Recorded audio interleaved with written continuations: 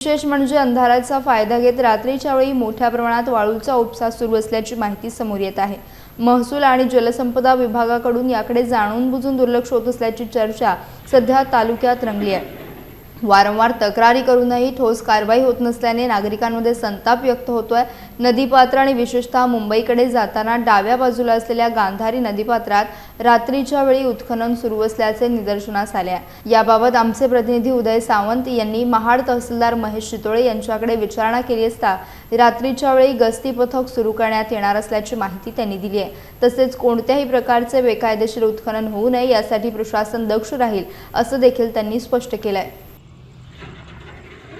महाड शहरात सायंकाळी अचानक अवकाळी पावसाने जोरदार हजेरी लावत नागरिकांची चांगलीच तारांबळ उडवली।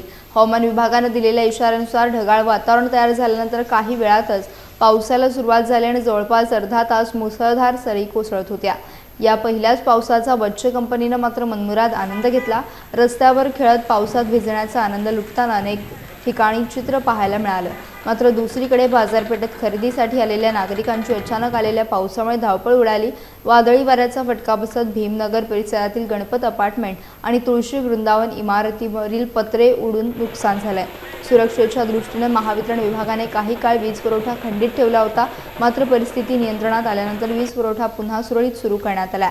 अचानक आलेल्या पावसामुळे एकीकडे दिलासा तर दुसरीकडे नुकसानाचं चित्र पाहायला मिळालं। सिंधुदुर्ग जिल्ह्यात मध्यरात्री 12:30 वाजता तुफान पावसाने जोरदार हजेरी लावत सावंतवाडी शहरासह ग्रामीण भागाला अक्षरशः झोडपून काढला। सोसाट्याच्या वाऱ्यासह विजांच्या कडकडाटात मुसळधार पाऊस कोसळल्याने अनेक ठिकाणी जनजीवन विस्कळीत झाले। वाऱ्याचा वेग इतका प्रचंड होता की तांत्रिक बिघाडामुळे संपूर्ण सावंतवाडी शहराची वीज पुरवठा खंडित झाला।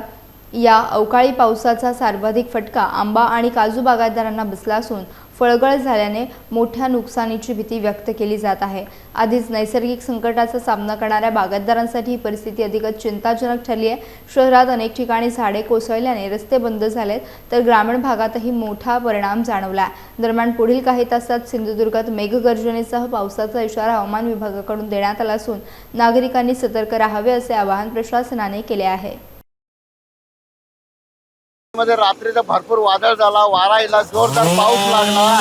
सावंतवाडी शहरात प्रचंड नुकसान झाला। लोकांच्या घरावर नारळाचे झाडं पडले, आंब्याचे झाडं पडले।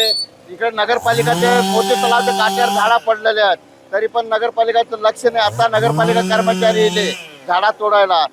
संपूर्ण आंबेवाल्यांचं नुकसान झालेलं आहे आणि आंबेवाल्यांना काय ना घरावर झाडं पडलेले आहे आणि एवढं प्रचंड नुकसान झालं, तरी पण नगरपालिकाचं लक्ष नाही। ज्यावेळी आम्ही नगरपालिकावर फोन केला तेव्हा 10 वेळी फोन केला तेव्हा नगरपालिका कर्मचारी आलेले आहे। ते कोणाचाच लक्ष नाही सावंतवाडी शहरात। सावंतवाडी शहर ग्रामपंचायत करून टाकल्याने सावंतवाडी शहर सुंदरवाडी होती, आता हे 5-10 वर्षांनी सावंतवाडी शहर ग्रामपंचायत करून टाकल्याने लाईटचे खांबे पडलेले आहेत। लाईट गेली रात्री 4-5 वेळी, भरपूर नुकसान झालं सावंतवाडीत आणि कुणाचाही लक्ष नाही इथे। लाईट पण गेलेलं आहे, इंटरनेट तरी सगळं वाट लागले। झाडं पडले तर सगळं वाटोळं झालं सावंतवाडीत आमदार बिमदार असा सुद्धा त्यांचं लक्ष नाही, कोणाचंच लक्ष नाही, नगरपालिकाचंही लक्ष नाही। आता नगरपालिकावर 10 वेळी मी फोन लावला ना तेव्हा नगरपालिका कर्मचारी इथे आले, लोकांना जायला वाट पण नाही। आता नगरपालिका कर्मचारी झाडा तोडतात। खेड तालुक्यात सुरू असलेल्या संपाच्या पार्श्वभूमीवर विद्यार्थ्यांचे शैक्षणिक नुकसान होऊ नये तसेच काँग्रेस पक्षाने पुढाकार घेत नायब तहसीलदार यांना निवेदन दिले। शैक्षणिक कामकाज सुरळीत सुरू ठेवण्यासाठी प्रतिज्ञापत्राच्या माध्यमातून पर्यायी व्यवस्था उपलब्ध करून द्यावी अशी मागणी यावेळी करण्यात आली। विद्यार्थ्यांचे भविष्य धोक्यात येऊ नये तसेच त्यांच्या अभ्यासक्रमावर परिणाम होऊ नये हा या निवेदनामागचा मुख्य उद्देश असल्याचे सांगण्यात आले। यावेळी काँग्रेसचे माजी नगरसेवक बशीरभाई मुजावर तसेच राष्ट्रवादी काँग्रेसचे शहर अध्यक्ष अनिल सदरे उपस्थित होते। दोन्ही पक्षांच्या पदाधिकाऱ्यांनी प्रशासनाने तातडीने याकडे लक्ष देत योग्य निर्णय घ्यावा अशी मागणी केली आहे। दरम्यान संपाचा थेट परिणाम विद्यार्थ्यांवर होत असल्याने पालकांमध्ये देखील चिंता व्यक्त होत असून प्रशासनाने सकारात्मक भूमिका घेण्याची अपेक्षा व्यक्त केली जाते। महसूल खात्यातील 21 तारखेपासून या ठिकाणी बेमुदत संप आहे, त्यामुळे शाळेतील विद्यार्थ्यांचं जातीचे दाखले आणि नॉन क्रिमिनलसाठी काढण्यासाठी या ठिकाणी ॲफिडेव्हिट लागतं आणि ते ॲफिडेव्हिट आज या ठिकाणी संप असल्यामुळे होऊ शकत नाही। तर आमचे खेड काँग्रेसकडनं तुमची राष्ट्रवादी काँग्रेसकडनं विनंती आहे की तुम्ही ॲफिडेव्हिट करण्यासाठी काहीतरी सोय करावी. सिंधुदुर्ग जिल्ह्यातील टोल नाका सुरू करण्याच्या हालचालींवरून राजकीय वातावरण पुन्हा तापलंय. माजी आमदार वैभव नाईक आणि आमदार निलेश राणे यांच्यात आरोप प्रत्यारोपांची जोरदार देवाणघेवाण पाहायला मिळते.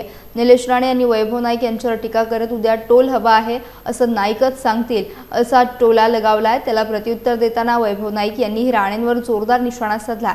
हातिवले टोल नाक्याचं आंदोलन ठेकेदारानं वाढदिवसाला जाहिराती दिल्यानंतर गुंडाळलं हे जनता विसरलेली नाही असा थेट आरोप त्यांनी केला. तसेच त्या जाहिरातींचे फोटो गरज पडल्यास निलेश राणेंना पुन्हा पाठवेन असा इशारा देखील त्यांनी दिला. दरम्यान टोल सुरू करण्यावरून केंद्रीय मंत्री नितीन गडकरी यांच्यावरही नाईक यांनी टीका केली होती. या सर्व घडामोडींमुळे सिंधुदुर्गात टोल नाका मुद्द्यावर राजकीय वातावरण अधिकच तापल्याचं चित्र पाहायला मिळतंय. आमदार निलेश राणेंनी माझ्यावर जे आरोप केले आहेत त्याच्यापेक्षा 2023मध्ये जेव्हा हातिवल्याचा टोल सुरू झाला होता तो टोल बंद करण्यासाठी ह्यांनी आंदोलनाची भाषा केली होती आणि त्यानंतर ज्याला टोल मिळाला त्या ठेकेदाराने ह्यांच्या वाढदिवसाला जाहिराती दिल्या आहेत. हे आपण सगळेजण जाणताय. नसेल जाणत असतील तर निलेश राणेंना मी त्या जाहिरातीचे फोटो वारंवार पाठवीन. शिवसेना किंवा मी जे आंदोलन करतो त्या आंदोलनाला सर्वसामान्य लोकांसाठी असतात. काजू आंब्याचं आंदोलन असून देत, LEDचं आंदोलन असून देत, मुंबई गोवा रस्ता दुरुस्तीकरण करणं असून देत, परंतु आम्ही जे आंदोलन करतो त्याच्यावर सातत्याने गुन्हे दाखल करण्याचं काम निलेश राणे आणि त्यांचे सहकारी करतायत. परंतु तुम्ही किती गुन्हे दाखल करा, किती आरोप करा, जे चुकीचं आहे त्याविरोधात आम्ही आवाज उठवणार आणि त्याविरोधात आम्ही जनतेला घेऊन लढाई लढणारच आहोत. आमच्या आंदोलनामुळेच ह्यांचे साथीदार जे शिरवडकर म्हणून जे मध्ये हत्या झाली होती त्यात शिरसाट हे जेलमध्ये जाऊन आलेले आहेत. त्यांचे दुसरे सहकारी याच प्रकरणामध्ये तडीपार झालेले आहेत. त्यामुळे आम्ही आंदोलन करतो त्याला यश मिळतं आणि आम्ही आंदोलनं कोण आमचे आरोप करतात त्याच्यापेक्षा ती आंदोलनं तडीच लावण्यासाठी आम्ही प्रयत्न करत असतो. या उलट तुम्ही जे रवींद्र चव्हाणांवर आरोप केला होता निवडणुकीच्या वेळी आणि मोठी मोठी भाषणं केला होता आणि निवडणूक झाल्यानंतर रवींद्र चव्हाणांना पुष्पगुच्छ घेऊन कसे त्यांच्यापुढे हात टेकलाय हे सगळ्या महाराष्ट्राने बघितलेलं आहे. त्यामुळे वैभव नाईक जे आंदोलनं करतायत किंवा लोकांच्या न्याय मागण्यासाठी लोकांवर रस्त्यावर उतरतायत त्यावेळी परिणामाची भीती बाळगत नाही. परंतु तुम्ही कालच्या रवींद्र चव्हाणाच्या प्रकरणावरून दाखवून दिलंय की तुमच्या आंदोलनामध्ये धमक नाही, की तुम्हाला विरोध करण्याची सुद्धा तुमची धमक नाही आहे. आणि त्यामुळे तुम्ही माझ्यावर आरोप करण्यापेक्षा स्वतः जी आंदोलनं केली आहेत किंवा स्वतः ज्यांच्यावर आरोप केले आहेत त्याचं पुढे काय झालं याचा तुम्ही शांतपणे विचार करावा आणि मग माझ्यावर आरोप करावे. रायगड जिल्ह्यात पशुसंवर्धन क्षेत्राला चालना देण्यासाठी महत्त्वपूर्ण पाऊल उचलण्यात आलंय. अलिबाग येथे पार पडलेल्या आढावा बैठकीत जिल्ह्यासाठी तब्बल 135 कोटी रुपयांचा आराखडा तयार करण्यात आल्याची माहिती समोर आली आहे. कृषी व पशुसंवर्धन सभापती वैकुंठ पाटील यांच्या अध्यक्षतेखाली ही बैठक पार पडली. या निधीतून तळागाळातील लाभार्थ्यांना जास्तीत जास्त फायदा मिळावा यावर विशेष भर देण्यात आला. महाराष्ट्र ग्रामीण पशुधन उद्योगता योजना अंतर्गत जिल्ह्यात 1000 ते 1500 लाभार्थी निर्माण करण्याचे उद्दिष्ट ठेवण्यात आले आहे.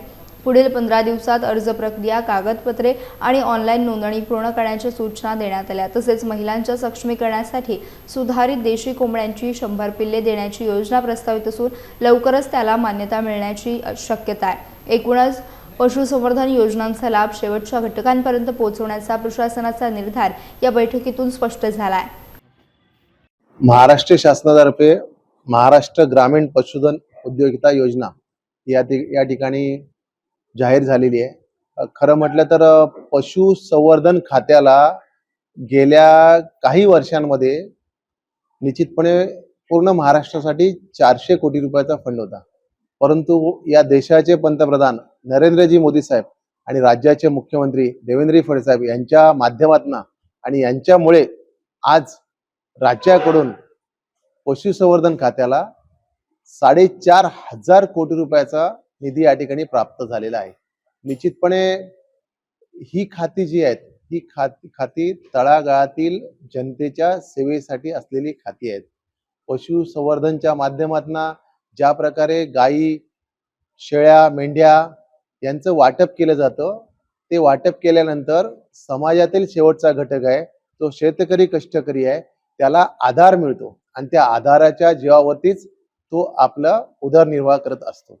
निश्चितपणे समाजामध्ये पूर्णपणे जे काय दुर्बल घटक आहेत, जे काय सधन मंडळी आहेत, या सगळ्यांना या योजनांचा फायदा मिळावा म्हणून या योजनेचं महाराष्ट्र सरकारने पुरस्कृत ही योजना केलेली आहे. किती लाभार्थी झाले? या योजनेच्या माध्यमातून जर पाहिलं तर आता आम्ही मीटिंग झाल्यानंतर सांगितलं की रायगड जिल्ह्यामधून जवळपास 1000 ते 1500 लाभार्थी या ठिकाणी तयार व्हायला पाहिजे. तशा प्रकारच्या सूचना या बैठकीमध्ये दिल्या गेल्या आहेत. येत्या 15 दिवसामध्ये लाभार्थींची यादी, त्यांचे डॉक्युमेंट्स आणि त्यांची ऑनलाईन जी यंत्रणा आहे ती कार्यरत करून त्या ठिकाणी लाभार्थी वाढवणं गरजेचं आहे. पेण तालुक्यातील पशुसंवर्धन विभागासाठी सुमारे 5 कोटी रुपयांचा भरीव निधी मंजूर झाल्याने विभागाला नवी उभारी मिळाली आहे. रायगड जिल्हा कृषी व पशुसंवर्धन तसेच दुग्धशाळा समिती सभापती वैकुंठ पाटील यांनी पत्रकार परिषदेत ही माहिती दिली. या निधीतून कोकण विभागासाठी भ्रूण प्रत्यारोपण प्रयोगशाळा उभारण्यासाठी 1 कोटी रुपयांची मंजुरी देण्यात आली असून या प्रयोगशाळेचा लाभ रायगडसह ठाणे, पालघर, रत्नागिरी आणि सिंधुदुर्ग जिल्ह्यांना होणार आहे. तसेच पेण तालुका पशुवैद्यकीय चिकित्सालयाच्या नवीन इमारतीसाठी सुमारे 2.5 कोटींचा निधी मंजूर झाला असून लवकरच बांधकामास सुरुवात होणार आहे. जिल्हा कृत्रिम रेतन नियंत्रण कार्यालयासाठी 1.26 कोटींची तरतूद करण्यात आली आहे. याशिवाय कुक्कुट विकास प्रकल्पाच्या दुरुस्तीसाठी देखील निधी मंजूर झाला आहे. दीर्घकाळ दुर्लक्षित असलेल्या विभागाला मिळालेल्या निधीमुळे शेतकरी आणि पशुपालकांना मोठा दिलासा मिळणार असून स्थानिक स्तरावर समाधान व्यक्त होत आहे. पेण पशुसंवर्धन कार्यालयामध्ये नवीन इमारतींचं बांधकाम चालू आहे. आज या खात्याला जवळपास 5 कोटी रुपयाचा निधी उपलब्ध झाला आहे. 2.5 कोटी रुपयामध्ये जवळपास नवीन इमारत बांधकाम चालू आहे. त्याचबरोबर IVF सेंटर म्हणजे गायींचं IVF सेंटरसाठी जवळपास 1.25 कोटी रुपये निधी या ठिकाणी उपलब्ध होऊन बिल्डिंग तयार होत आहे. या ठिकाणी शेडसाठी गायींच्या शेडसाठी त्या ठिकाणी जवळपास 35 लाखाचा निधी त्या ठिकाणी उपलब्ध होऊन काम चालू आहे. त्या ठिकाणी त्या बाजूला कुक्कुटपालनाच्या माध्यमातून पोल्ट्री शेडसाठी जवळपास 15 लाखाचा निधी या ठिकाणी उपलब्ध आहे. निश्चितपणे पशुसंवर्धन खातं हे नवीन नाविन्यपूर्ण आणि त्याचबरोबर आज पेण हे जिल्ह्याचं मध्यवर्ती सेंटर असताना या ठिकाणी चांगल्या इमारती व चांगला परिसर व्हावा या हेतूने ही कामं चालू आहेत. निश्चितपणे बाहेर साईडला जर बघितलं तर या ठिकाणी बेकायदेशीरपणे त्या ठिकाणी शेड झाल्यात. आपण या ठिकाणी निश्चितपणे अर्ज करून या जे काही बेकायदेशीर ज्या काही शेड बाहेर झाल्यात त्याच्यावर कारवाई करण्याची मागणी करणार आहोत. आणि त्याचबरोबर या ठिकाणी बांधकाम चालू आहे. या ठिकाणी सर्व परिसर हा नवीन सुसज्ज असा परिसर होतोय. त्याच्यामुळे थोडं सामान अस्वच्छता थोडी पसरली आहे, पण तो या भागात एक नवीन इमारत उभा राहणार आणि निश्चितपणे पशुसंवर्धन कार्यालय हे अत्यंत चांगलं आणि रायगड जिल्ह्यामध्ये आदर्शवत असं होणार आहे. त्याच्यामुळे या भागामध्ये चांगलं काम व्हावं हा प्रत्येकाचा हेतू आहे. स्वच्छता जी आहे ती स्वच्छता या कामांच्या माध्यमातून जेव्हा खड्डे त्या ठिकाणी खणले जातात त्यावेळेला ती मातीवरती येते. त्या ठिकाणी कामं चालू आहेत, त्याच्यामुळे थोडी अस्वच्छता या ठिकाणी राहणार आहे, परंतु ही काही पूर्ण कालावधीसाठी नाही तर चांगल्या प्रकारे येत्या काळामध्ये काम होईल. यासह बातमीपत्रात वेळ झाली एका छोट्याशा विश्रांतीची. तुम्ही कुठे जाऊ नका, पाहत रहा फक्त माझे कोकण. रोहा शहरात विकास कामांना गती देण्यासाठी खासदार सुनील तटकरे यांच्या उपस्थितीत महत्त्वपूर्ण आढावा बैठक पार पडली. ज्येष्ठ नागरिक हॉल येथे झालेल्या बैठकीला नगराध्यक्ष, उपनगराध्यक्ष, नगरसेवकांसह रोहा, माणगाव, तळा आणि श्रीवर्धन तालुक्यातील नगर परिषदांचे मुख्य अधिकारी उपस्थित होते. तसेच महसूल आणि बांधकाम विभागाचे वरिष्ठ अधिकारी, अभियंते, कंत्राटदार आणि विविध पदाधिकारी मोठ्या संख्येने सहभागी झाले. बैठकीत वाढते रस्ते अपघात आणि प्रलंबित रस्ते दुरुस्ती कामांवर विशेष लक्ष केंद्रित करण्यात आले. खासदार तटकरे यांनी अधिकाऱ्यांना स्पष्ट शब्दात इशारा देत शासनाची कामे वेळेत पूर्ण झाली पाहिजेत, अन्यथा निष्काळजीपणा सहन केला जाणार नाही असे ठणकावून सांगितले. यावेळी अपूर्ण रस्ते, उद्यानांची कामे, शिवसृष्टी प्रकल्प, प्रधानमंत्री सडक योजना, शहरातील वाहतूक व्यवस्थेचा सखोल आढावा घेण्यात आला. रोहा शहराच्या सर्वांगीण विकासासाठी प्रलंबित कामे तातडीने मार्गी लावण्याचे निर्देश देण्यात आले. ही बैठक प्रशासनाला जबाबदारीची जाणीव करून देणारी आणि विकासाला गती देणारी ठरली आहे. कणगर लिपी वावे रस्ता रोहा नगरपालिका हद्दीतील आणि त्याचबरोबर ती दुसर ते तांबडी हा रस्त्याच्या कामाच्या वतीमध्ये चर्चा होती. रोहा ते तांबडीच्या कामाला अधिकाऱ्यांनी मोठ्या प्रमाणात निधी उपलब्ध केला आहे. त्या संदर्भात पुन्हा खात्याच्या काही अडचणी होत्या. 4 ठिकाणी आपण शिवसृष्टी करतो, मुरुड, तळा, म्हसळा, श्रीवर्धन, माणगाव इथल्या शिवसृष्टीच्या कामाचा एकंदरीत आढावा आणि त्या संदर्भातल्या काही अडचणी या संदर्भामध्ये त्या ठिकाणी चर्चा प्रामुख्याने होती. त्याचबरोबर ती आगरदंडा ते पुणा हा जो रस्ता आहे त्याला इंदापूरच्या ठिकाणी बायपासची आवश्यकता आहे. त्याचबरोबर दिघी ते पुणा त्याला माणगावच्या जवळ बायपासची आवश्यकता आहे. अशा कामांचा एक आढावा त्या ठिकाणी प्रामुख्याने घेण्यात आला.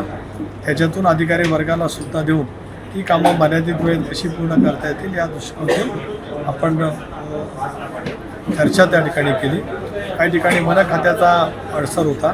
त्या वन खात्याच्या अडसरच्या वतीमध्ये सुद्धा आपण प्रश्न सोडवलेला आहे. त्यांच्याकडे जो प्रस्ताव द्यायचा आहे किंवा एकत्रित मोजणी करायची आहे ती मोजणी तातडीने पूर्ण करावी असे निर्देश त्या ठिकाणी दिलेले आहेत. सिंधुदुर्ग जिल्ह्यात जिल्हा परिषद